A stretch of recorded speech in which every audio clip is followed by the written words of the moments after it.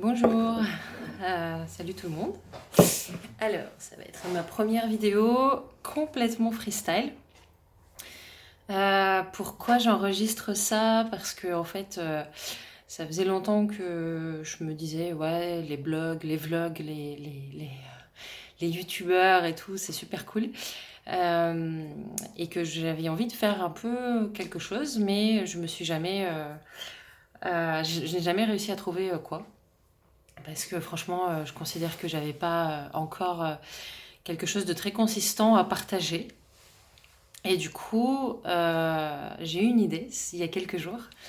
En fait, voilà, il y a 2-3 jours, euh, que partager quelque chose, ouais, c'est chouette.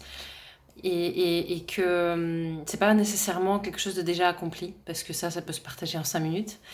Mais que en fait ça peut être partagé, enfin, ce que je peux partager c'est plutôt le chemin vers l'accomplissement de cette chose et c'est ça que j'ai envie de faire, et aucune prétention quant à la popularité de ces vidéos, je m'en fous un peu, je me dis si au moins une personne regarde, c'est chouette, s'il y en a zéro, bah voilà, je pense qu'au bout de 3 ou 4, peut-être un peu plus, j'arrêterai si je vois que personne ne regarde, mais peut-être pas. Peut-être que ça va juste me faire du bien à moi et éventuellement à quelqu'un d'autre, peut-être plus tard. Alors, du coup, c'est quoi? En fait, pour dresser le contexte, donc je m'appelle Lilia.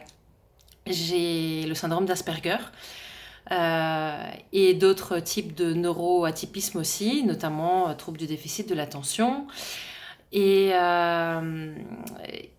je vis en France, à Paris. J'ai fondé une entreprise qui aide en fait toutes les personnes neuroatypiques à mieux s'intégrer dans le monde du travail. Bon, je ne vais pas du tout en parler plus que ça dans ces vidéos parce que c'est pas du tout l'objectif.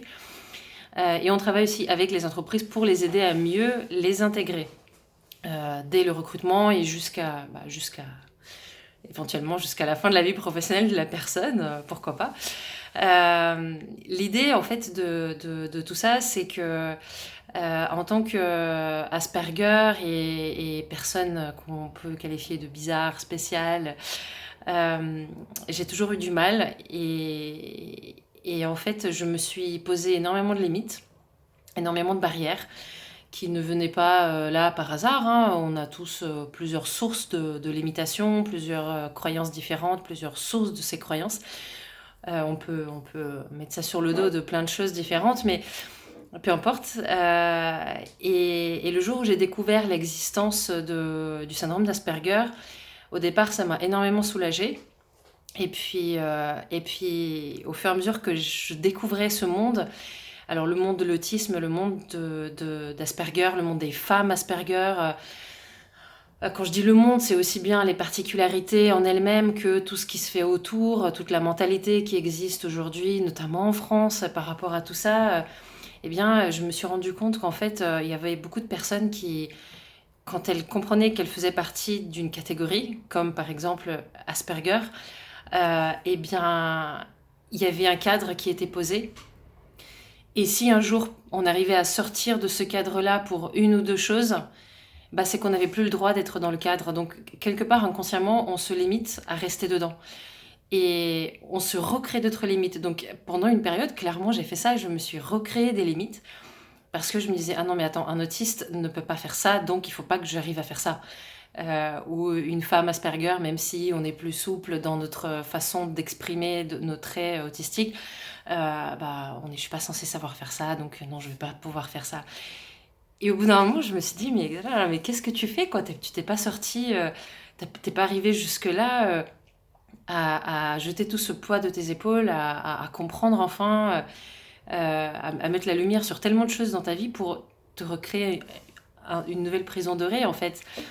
Et je me suis dit, non, c'est pas possible. Bon, cette prise de conscience n'est pas venue d'un seul coup, ça a été au fur et à mesure, et pour certaines choses, clairement, je bataille encore aujourd'hui, hein.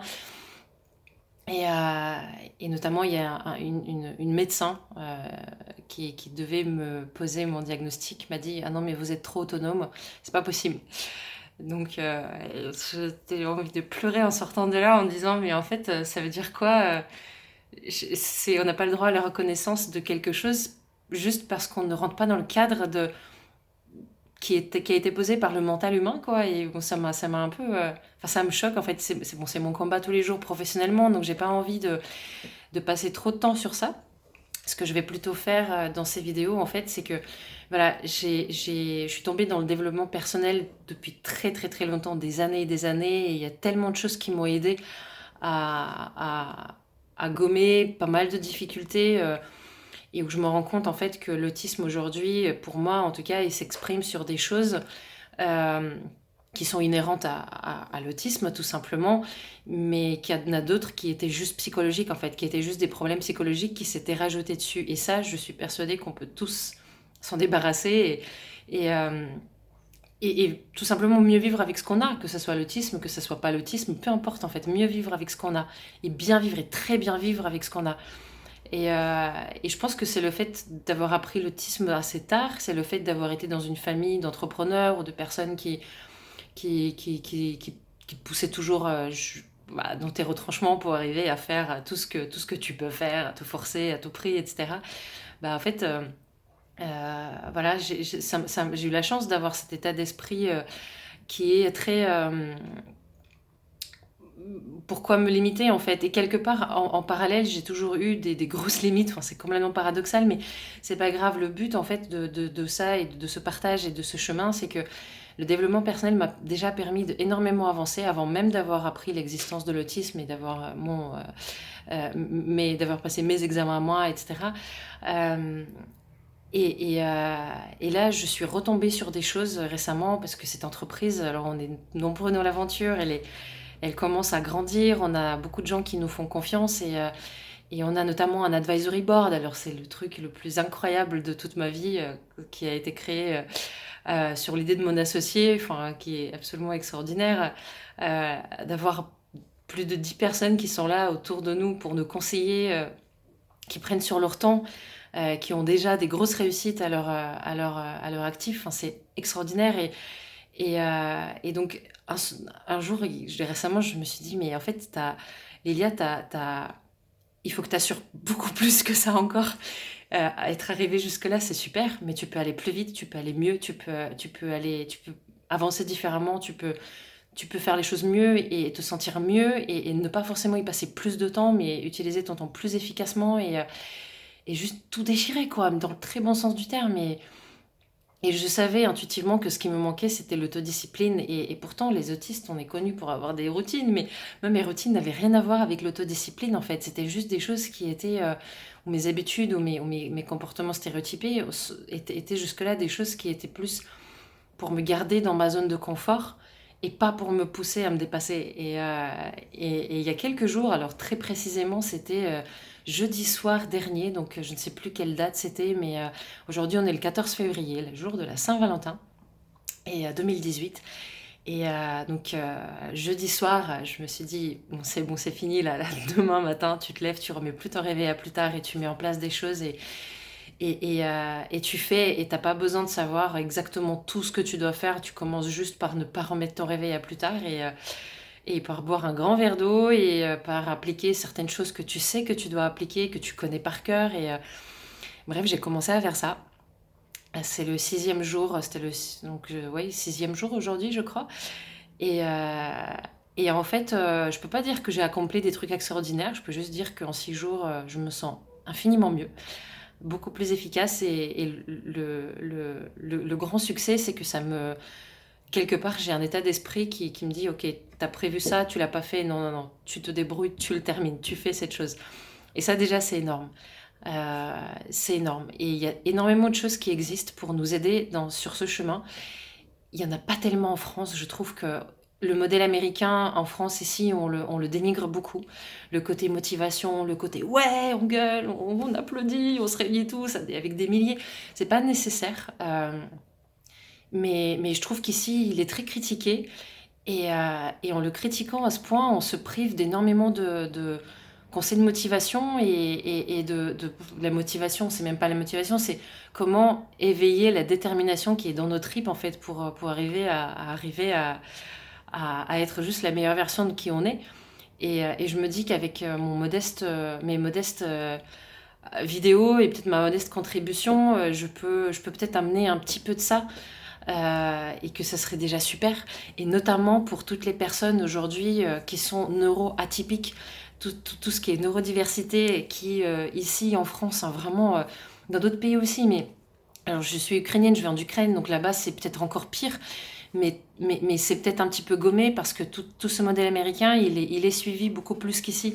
Et en France, c'est assez dommage parce que on, on n'a pas ce côté tu peux, vas-y, tu peux y arriver. Et surtout pour les personnes qu'on met de côté dès l'enfance, à partir du moment où on se rend compte que la personne a quelque chose de bizarre ou si en plus elle a un diagnostic, alors autisme ou quoi que ce soit d'autre, peu importe, handicap, peu importe, elle est différente, donc on la met de côté, elle se heurte à des murs, elle se cogne la tête contre des murs et des murs de résistance, de critique, de manque de confiance en soi, elle arrive même déjà à l'adolescence avec des problèmes dans sa tête, mais qui ne sont pas dus à son atypisme, mais qui sont juste dus au fait que la différence est mal acceptée. Et on arrive à un certain âge, très jeune, en se disant, mais on est foutu, quoi. On est foutu. Et c'est horrible. Et je peux pas croire ça. Et je ne sais pas comment communiquer et véhiculer tout ça dans le cadre de ma boîte, parce qu'il faut qu'on soit focus sur le message qui fasse avancer l'entreprise.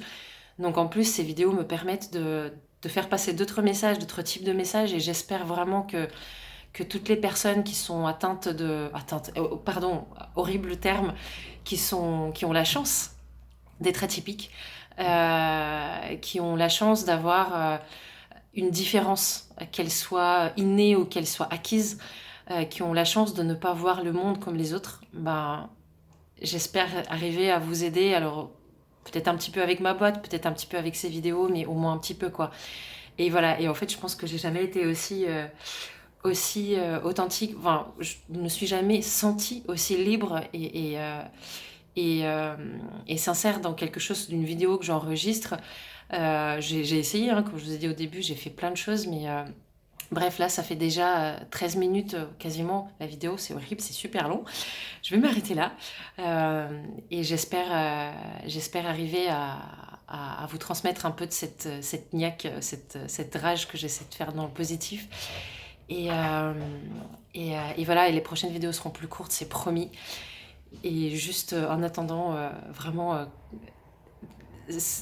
croyez en vous et je vais essayer de vous montrer, de vous expliquer comment j'ai dépassé certaines choses. Je ne suis pas du tout un exemple de quoi que ce soit, ni de réussite, ni de quoi, mais il y a des choses que j'ai réussi à dépasser et j'ai envie de les partager autant que je peux parce que je pense que certains et moi en premier, c'est moi aussi que ça va motiver en premier pour garder le cap et cet engagement envers un peu plus de monde, hein, parce qu'on est potentiellement plus visible sur YouTube. Mais voilà, j'espère que ça vous parlera, j'espère que ça vous aidera même un tout petit peu. Voilà, à bientôt. Et bonne Saint-Valentin.